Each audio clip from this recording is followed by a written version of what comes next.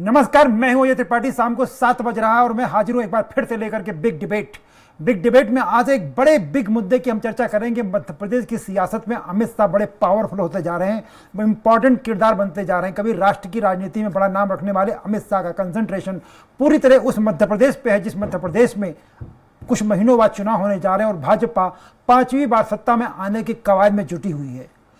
अमित शाह इतना कंसंट्रेट क्यों हो रहे हैं? अमित शाह की स्ट्रेटेजी पर बीजेपी चुनाव लड़ेगी या शिवराज सिंह चौहान और बी डी शर्मा की जोड़ी वो पहले से चुनाव की तैयारी में जुटी, उसका क्या कारण हो सकता है? कैलाश विजयवर्गीय यहाँ पे लगातार सक्रिय राष्ट्रीय महासचिव हैं, नरेंद्र सिंह तोमर केंद्रीय मंत्री सब सक्रिय हैं।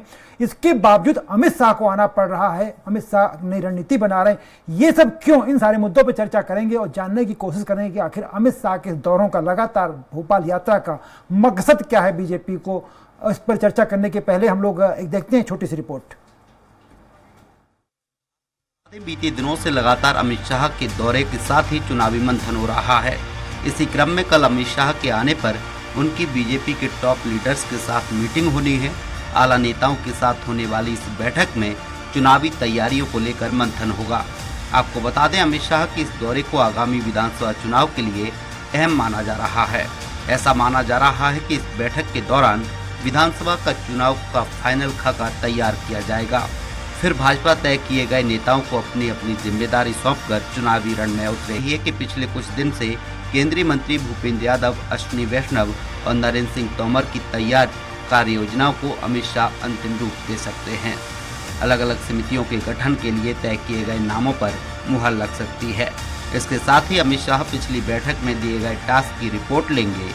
26 जुलाई को अमित शाह की होने वाली बैठक में चुनाव प्रबंधन समिति के संयोजक नरेंद्र सिंह तोमर, मुख्यमंत्री शिवराज सिंह चौहान, राष्ट्रीय महासचिव कैलाश विजयवर्गीय, प्रदेश प्रभारी टी मुरलीधर राव समेत अन्य दिग्गज नेता मौजूद रहेंगे। चुनाव से पहले प्रदेश में पार्टी और वोटरों को साधने का हर संभव प्रयास किया जा रहा है। बीजेपी कांग्रेस दोनों ही पार्टियां पूरे दमखम के साथ मैदान में हैं। बीजेपी में राजनीतिक की चाणक्य कहे जाने वाले केंद्रीय गृह मंत्री अमित शाह बार बार प्रदेश का दौरा कर रहे हैं और पार्टी के नेताओं को चार्ज करने का काम कर रहे हैं। हालांकि ये तो आने वाला वक्त ही बताएगा कि अमित शाह के दौरों का कितना असर पार्टी और वोटरों पर होगा। Bureau report, Bhopal.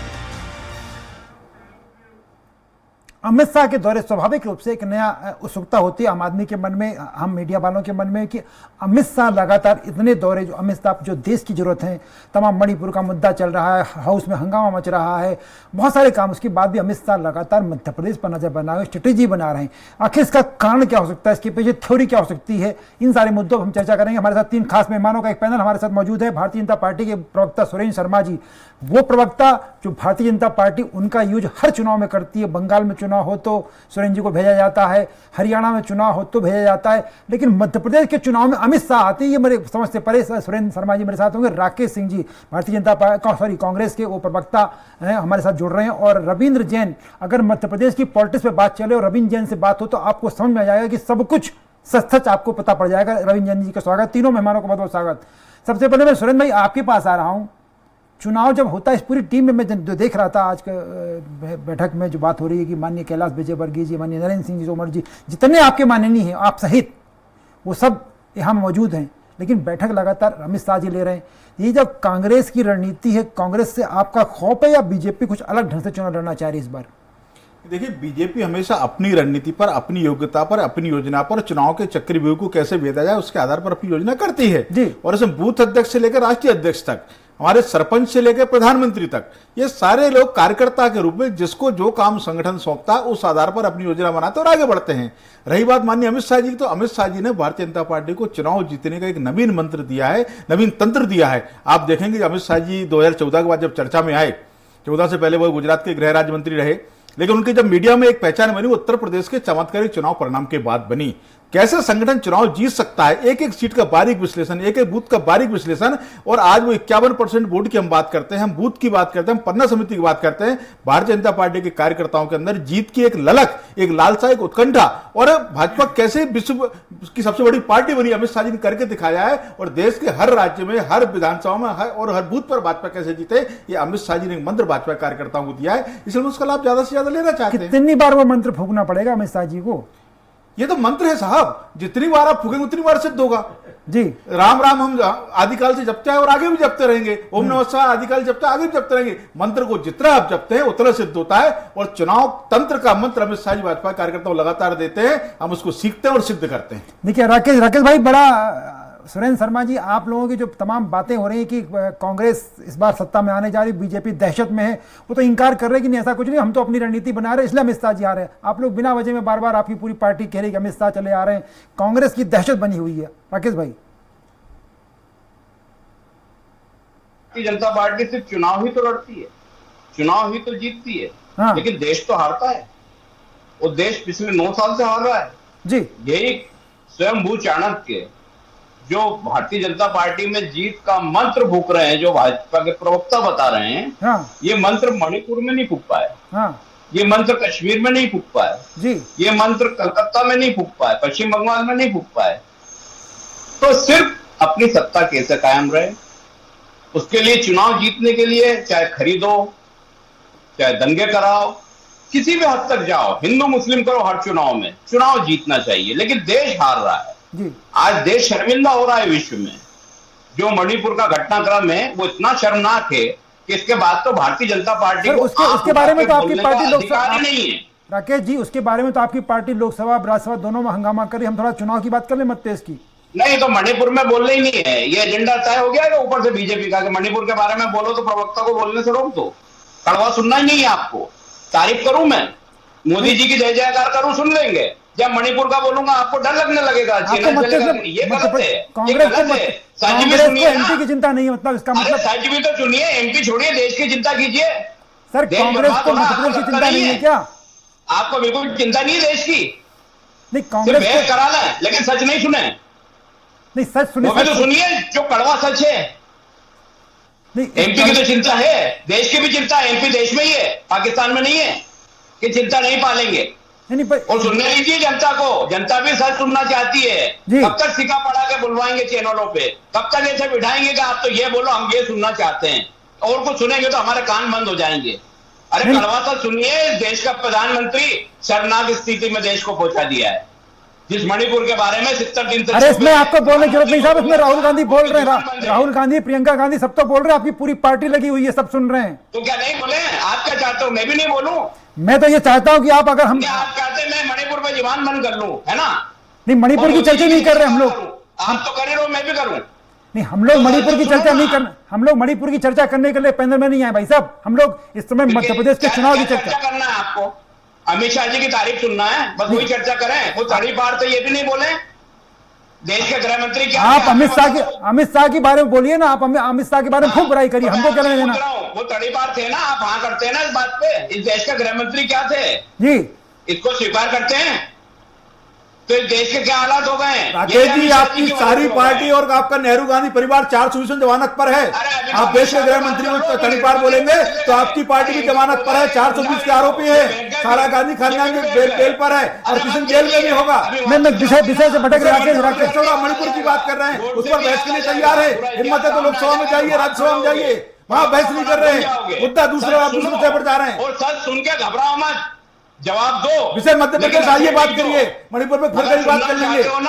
कल दिन में राकेश जी कल दिन में हम मणिपुर पे चर्चा करेंगे। राकेश जी अमित शाह क्या है पता है ना आपको? गांधी परिवार क्या है? 420 जमानत पे देश में लाल घोटाला किसी ने नहीं सुना।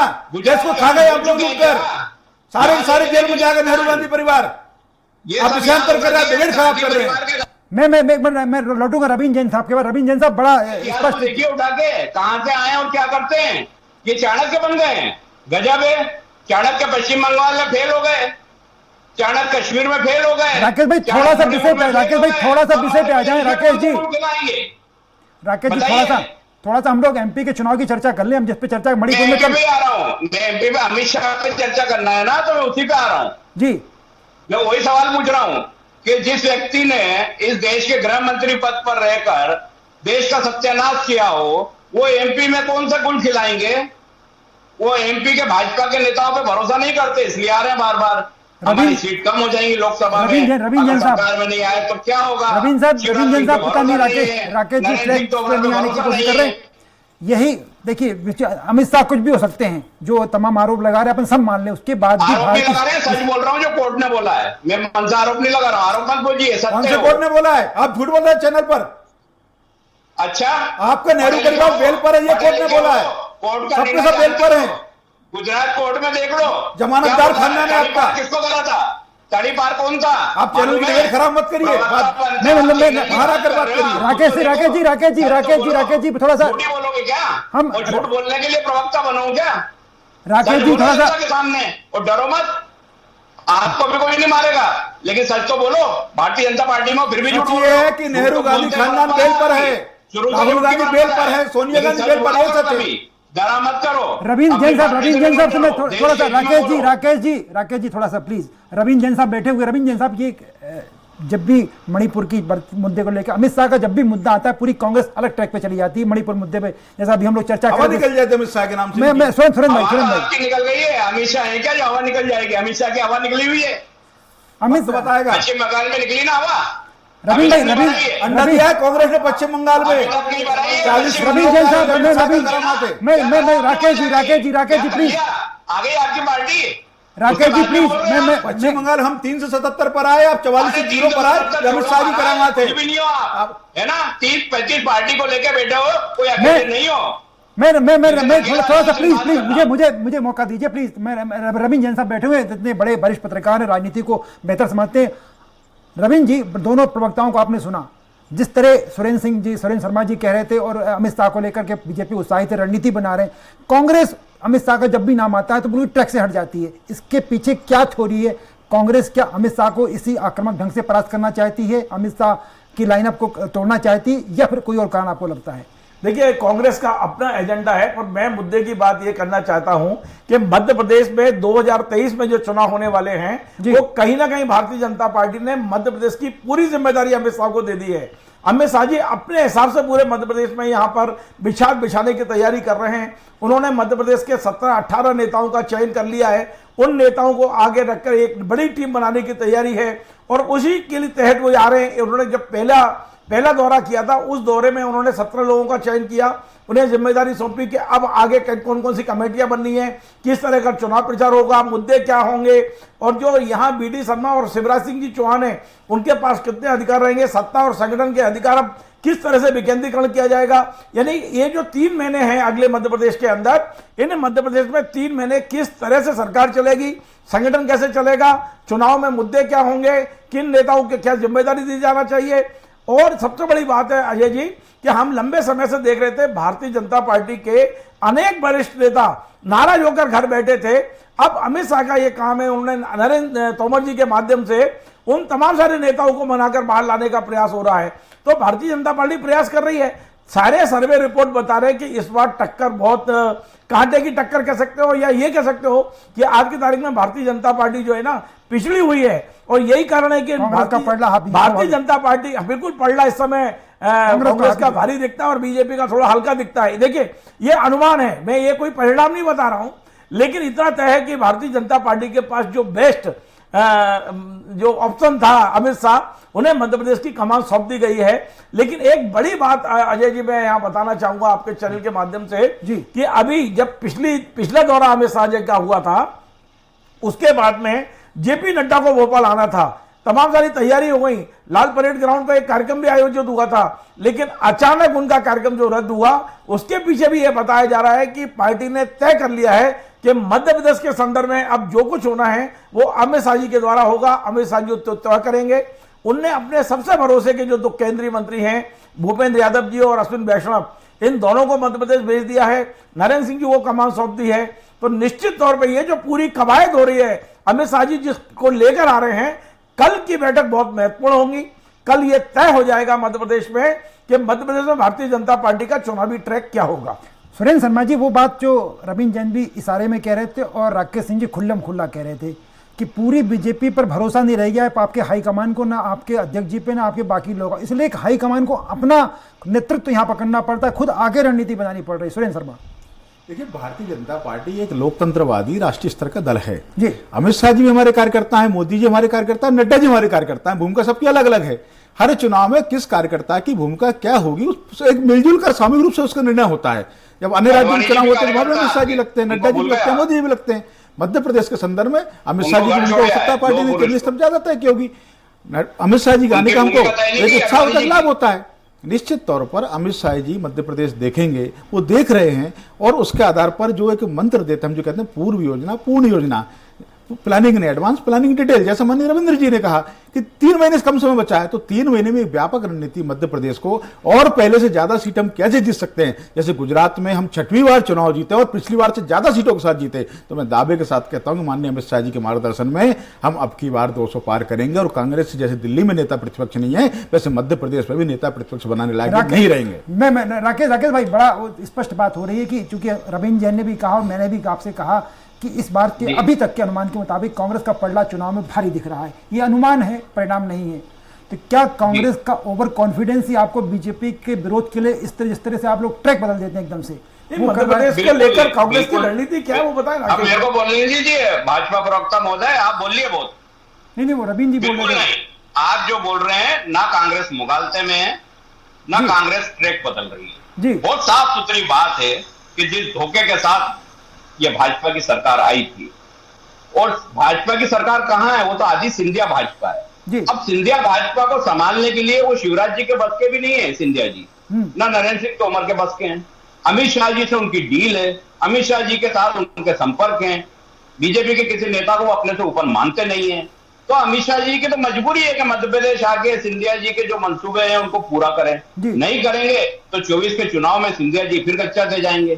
तो ये ऐसी परिस्थिति बन गई है कि सांप कचुंदर जैसी परिस्थिति है, ना खा सकते हैं ना उगल सकते हैं। अब आके आपको यहाँ बैठना है, यहाँ नहीं बैठेंगे तो भाजपा में विद्रोह हो जाएगा कि सिंधिया के समर्थकों को टिकट क्यों दे रहे हैं वापस, उनके काटना है और अपने ओरिजिनल भाजपा के नेताओं को टिकट देना है। लेकिन अब ओरिजिनल तो घर पहुंचा दिए गए हैं, डुप्लीकेट वहां के मंत्री बन गए हैं, अब डुप्लीकेट को फिर से देना है, फिर से डुप्लीकेट रिलीज होने वाली है। तो जो ओरिजिनल है, इसकी कोई स्ट्रेटेजी आपके पास भी तो होगी, इसकी कोई रणनीति आपने भी तो बना रखी होगी। नहीं, मैं बता रहा हूं ना, मेरी बात तो सुन लीजिए। अब डुप्लीकेट जो भाजपा है, वो ओरिजिनल भाजपा में बड़ा संघर्ष हो रहा है जी। डुप्लीकेट भाजपा टिकट लेगी, सत्ता में आना चाहते हैं, सत्ता में कायम रहना चाहते हैं, मंत्री बनना चाहते हैं। बेचारे जो दरी और चटाई बिछाते थे भाजपा के ओरिजिनल लोग, वो कांग्रेस का दरवाजा खटखटाने हैं कि हम आ जाएं और हमारी जो जनसेवा है वो पूर्ति करें। तो ये हालत जब हो गई है तो अमित शाह जी को तो मजबूरी आना है, नहीं आएंगे तो लोकसभा के चुनाव में 29 सीटें, गच्चा बहुत बड़ा हो जाएगा जी। और अगर ये मध्य प्रदेश से सीटें चली गई तो फिर क्या करेंगे? तो ये आखिरी कोशिश है सल्तनत बचाने की, राजपाट बचाने की, वो कोशिश करेंगे। अमित शाह जी का दायित्व करना भी चाहिए। रविंद्र जी से समझते हैं, कोई भी पॉलिटिकल पार्टी करती है। रविंद्र भाई से समझते हैं। रविंद्र जी, बड़ा आप तो आपका एनालिसिस जरा बहुत दमदार रहता है। राकेश जी कह रहे हैं ये सत्ता बचाने की आखिरी खंदक की लड़ाई है, उसमें अमित शाह को कूदना पड़ रहा है। देखिए, मैं राकेश जी की कुछ बातों से इसलिए सहमत हूं, ये बात सही है कि आज सिंधिया जी की मध्य प्रदेश में जो स्थिति हो गई है वो ऐसी हो गई है कि कोई उनको नामर्द बोलता है, कोई उनको विभीषण बोलता है, कोई उनको ना इस तरह के शब्दों का उपयोग हुआ। जिस तरह सिंधिया जी ये कह के गए थे कि उसूलों पर आए चाहे तो टकराना जरूरी है, लेकिन जब यहां उनको इतनी सारी गालियां पड़ी तो वो कौन से किससे टकराए? ये बिल्कुल तय है कि अमित शाह के वो सबसे नजदीक है, मैं सहमत हूं राकेश जी से। और अमित शाह जी के यहां आने के बाद हो सकता है कि सिंधिया जी के कुछ नंबर बढ़ जाएं, लेकिन जो सिंधिया जी के मंत्रियों की स्थिति हो गई है, जो उनके समर्थकों की स्थिति हो गई है, उन्हें सिंधिया जी भाई भरोसा नहीं रहा है, कई तो छोड़ के कांग्रेस में चले जा रहे हैं जी। तो ये बात तय है कि अमित शाह जी आने के बाद में इसमें एक समन्वय बिठाने की कोशिश जरूर करेंगे जी। वो चाहे वो नरेंद्र सिंह जी और ज्योतिरादित्य सिंधिया का मामला हो या शिवराज जी और सिंधिया का मामला हो, एक समन्वय का काम अमित शाह जी करेंगे। अब वो कितने सफल होते हैं, कितना ही होंगे, ये तो परिणाम बताएंगे। सुरेंद्र शर्मा जी, बार बार वो समन्वय की बात आ रही थी, पर समन्वय के लिए आपके पास इतने सारे नेता तो पहले से थे। अजय जामवाल जी यहाँ लगे हुए हैं, मुरलीधर राव जी वहाँ पहले से लगे हुए हैं, उसके बाद आपके BD शर्मा जी, शिवराज सिंह चौहान जी, नरेंद्र सिंह तोमर जी, प्रहलाद पटेल, फग्गन सिंह कुलस्ते, कैलाश विजयवर्गीय, एक पूरी की पूरी टीम पहले से काम करी थी। फिर अमित शाह की जरूरत एकदम से क्यों पड़ गई समन्वय के लिए? नहीं, समन्वय के लिए अमित शाह जी कोई जरूरत नहीं है। अमित शाह जी केंद्र के नेता हैं, हर राज्य में चुनाव होता है तो केंद्र से कोई ना कोई जाता ही है।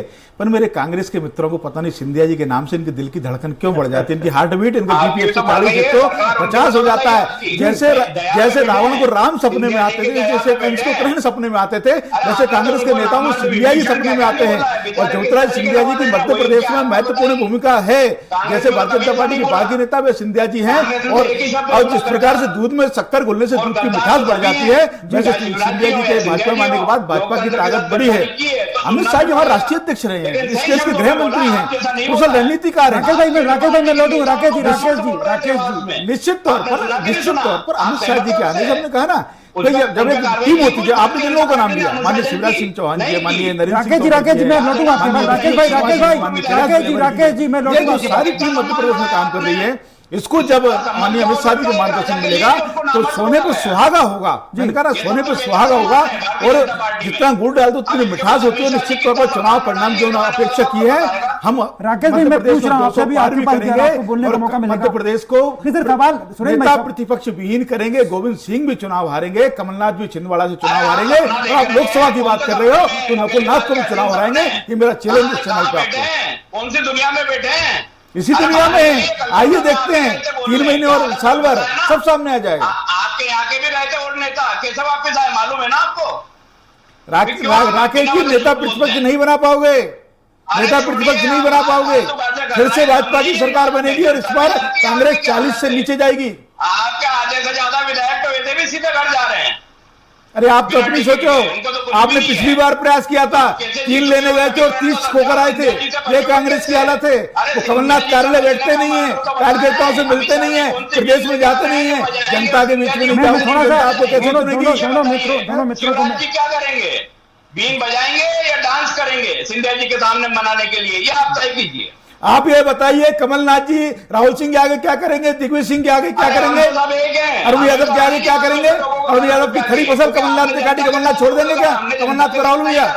विंध्य में ऐतिहासिक जीत होगी, चंबल में ऐतिहासिक जीत होगी, ये आपको भी पता है, सुपड़ा साहब है, और ये सारा मीडिया भी बता रहा है सुपड़ा साहब है। नेता प्रतिपक्ष नहीं बना पाओगे, गारंटी है। मैं दोनों के दावों के बीच में रवि जो महाराज के खिलाफ है, जिसने जनता को धोखा दिया भारतीय। बिल्कुल मैं राकेश भाई हम और आप समझने के लिए थोड़ा सा राकेश जी थोड़ा सा शोभा नहीं देता है। रवींद्र शोभा सोचना चाहिए कि आप सत्ता में कैसे आए। रवींद्र भाई से मैं समझना चाहूंगा कि दोनों दावे कर रहे हैं कि इस बार जो ग्वालियर चंबल संभाग है उसमें महाराज का दबदबा बना रहेगा। सुरेंद्र जी कह रहे हैं कि इस बार भी हम 200 के पार जा रहे हैं, वो कह रहे हैं कि आपकी स्थिति खराब होती है। आपको अभी क्या लग रहा है? देखिए अजय जी, हर राजनीतिक दल के कार्यकर्ता का ये प्रशिक्षण रहता है। सुरेंद्र जी गलत नहीं कर रहे हैं, उनको चुनाव के अंतिम समय तक यही बोलना है कि सरकार हमारी बन रही है, आपकी बार 200 पार। पहली बार नहीं बोल रहे हैं, पिछले 3 बार से बोलते आ रहे हैं आपकी बार 200 पार। हमारा ये कहना है कि भारतीय अभी जितने सर्वे आ रहे हैं, जो गोपनीय सर्वे हैं या जो टीवी चैनल किए हैं, बड़ी बड़ी एजेंसियों ने सर्वे किए हैं, उसमें भी आपकी स्थिति क्या बताइए आपको पता है जी। मुझे कहने की जरूरत नहीं है, एबीपी और सी वोटर के सर्वे ने ही कह दिया है कि आपकी स्थिति बहुत टाइट है, आप अभी पीछे चल रहे हो जी। लेकिन ठीक है, कांग्रेस को अपनी बात कहनी है, बीजेपी को अपनी बात कहनी है। मध्य प्रदेश में इस समय यदि अमित शाह को लाया गया है तो आप ये मान के चलें कि निश्चित तौर पर यहां ऐसी जरूरत महसूस की गई होगी। 2018 में क्यों नहीं लाया गया था अमित शाह जी को, आज 2023 में क्यों लाया जा रहा है? तो इससे अंदाज लगा लीजिए कि मध्य प्रदेश की स्थिति क्या है। और जो मुझे दिखाई दे रहा है वो ये दे रहा है कि मध्य प्रदेश में अमित शाह जी कल आने के बाद सत्ता और संगठन के सारे सूत्र अपने हाथ में लेने वाले हैं। भाई वो जो बात हो रही थी सिंधिया फैक्टर वाली, जो राकेश सिंह कह रहे थे कि इस बार वो पानी, और सुरेंद्र शर्मा जी का कहना है कि नहीं सिंधिया का वर्चस्व बना रहेगा, और राकेश जी साफ साफ कह रहे हैं कि पूरे चंबल में आप निपट जाओगे। थोड़ा सिंधिया फैक्टर पर बात करिए आप। देखिए सिंधिया जी के बारे में अब सबको पता है जो स्थिति हो गई है। सबसे बड़ा सिंधिया जी के साथ सेटबैक ये लगा है कि गुना के सांसद उनका विरोध कर रहे हैं और खुल के कर रहे हैं। ग्वालियर चंबल संभाग में तमाम सारे बीजेपी के नेता उनके खुल के खिलाफत कर रहे हैं। उनकी सगी बुआ अभी जब राष्ट्रपति जी महल में आई थी तो उनकी सगी बुआ ने बहिष्कार किया। तो बहुत सारी चीजें, उनके तमाम सारे समर्थक आपको मालूम है 300 400 वाहन लेके भोपाल आ रहे हैं और कांग्रेस कार्यालय में ज्वाइन कर रहे हैं। ये सब चीजें खुली हुई हैं, देख रहे हैं ये चीजें कि सिंधिया जी की क्या स्थिति है। और सिंधिया जी को भारतीय जनता पार्टी के जिम्मेदार पूर्व विधायक अरुण भीमावत कहते हैं कि ये नामर्द है, और उसके बाद में पार्टी कार्रवाई नहीं करती है इनके खिलाफ। तो आप देखिए कहीं कहीं उन्होंने केपी यादव ने भी उनको तमाम इसी तरह के शब्द बोले। आपत्तिजनक शब्दों से सिंधिया जी को संबोधन किया जा रहा है और पार्टी कोई कार्रवाई नहीं कर रही है, तो इसका संकेत क्या है? तो मुझे लगता है कहीं ना कहीं सिंधिया जी ने अपने मन की बात अमित शाह और मोदी तक पहुंचाई है, और अब जब अमित शाह जी के हाथ में पूरी कमान आ रही है एमपी की, तो निश्चित तौर पर प्रयास तो होगा कि सिंधिया जी को जो सम्मान का हमने वादा किया वो सम्मान पार्टी में मिल सके। कुल मिलाकर के माना जाए कि अमित शाह को सिर्फ इसलिए स्ट्रेटेजी समझी की ताकि भारतीय जनता पार्टी में हाई लेवल पर कोई फ्रैक्शन ना होने पाए, सिंधिया वर्सेस अन्य चीजें जो बार बार कांग्रेस आरोप लगाती है कि शिवराज भाजपा, महाराज भाजपा, नाराज भाजपा, ऐसा ना होने पाए, इसलिए अमित शाह को आना पड़ रहा है। निश्चित तौर पे मैं बिल्कुल इस बात को बड़ी जिम्मेदारी से कह रहा हूं कि अमित शाह एक ऐसे व्यक्ति हैं जिसके सामने किसी की भी आवाज नहीं निकलती है। यदि वो बैठेंगे तो ये सारे नेता मध्य प्रदेश के जितने हैं वो सिर्फ हाथ उठाएंगे और यस करेंगे, इसके अलावा कुछ नहीं कर सकते। तो मतलब मान के चला जाए कि भारतीय जनता पार्टी का जो राष्ट्रीय नेतृत्व उसकी मजबूरी है कि अमित शाह को बैठाना, क्योंकि नाराज भाजपा, शिवराज भाजपा और महाराज भाजपा मध्य प्रदेश में भाजपा की मजबूरी है, इसीलिए अमित शाह जरूरी है, इसलिए अमित शाह को लाया जा रहा है। और मैं खैर प्रोग्राम का वक्त खत्म हो रहा है, इसलिए मैं तीनों मेहमानों से धन्यवाद देना चाहूंगा, उनसे और शुक्रिया अदा करना चाहूंगा। राकेश जी आपका, सुरेंद्र भाई आपका, रवींद्र जी आपका, तीनों मेहमानों का बहुत शुक्रिया। ये प्रोग्राम में खत्म कर रहे हैं, लेकिन आप कहीं जाइएगा मत, क्योंकि खबरों का सिलसिला चलता रहेगा। आप देखते रहिए स्वराज एक्सप्रेस।